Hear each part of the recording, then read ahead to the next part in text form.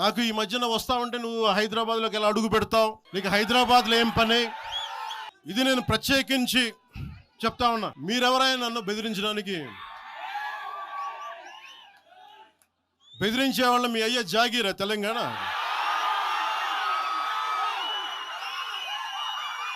నా మీద దాడులు చేస్తా ఉన్నారు కదా.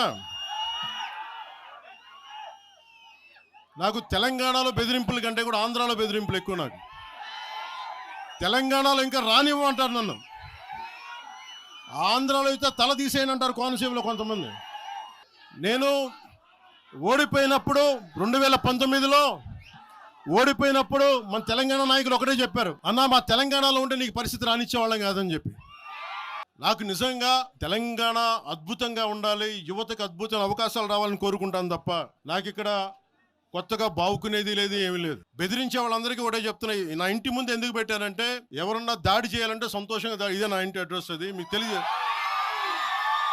నాకు అలాంటి భయాలు లేవు. నాకు బాన్చన్ సారు కాలు మొక్తా అనే ఉద్దేశం ఉంటే పార్టీ ఎందుకు పెడతామా? అంత భయపడేవాళ్ళంతా పార్టీ పెడతామా?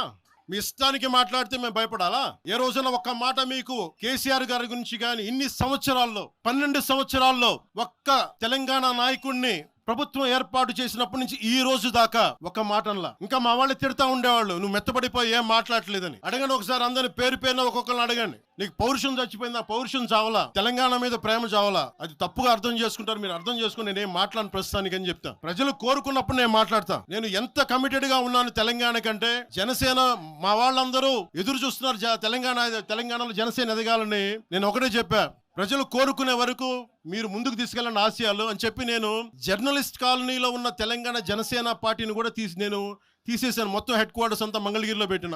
నాకు అంత కమిట్మెంట్ తెలంగాణ మీద.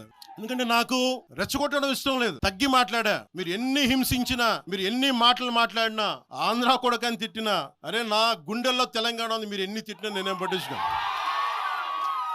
వైసీపీ నాయకులు, క్రిమినల్ గ్యాంగ్స్ చాలా సార్లు నాకు బెదిరింపులు ఇచ్చినాయి. దానికి మించిన బెదిరింపులు నిజంగా నాకు తెలంగాణ నాయకులు. వైసీపీ గుండాలు ఇచ్చిన బెదిరింపుల కంటే కూడా, చంపేస్తామని బెదిరింపుల కంటే కూడా నాకు తెలంగాణ ఎప్పుడు ఇవ్వలా.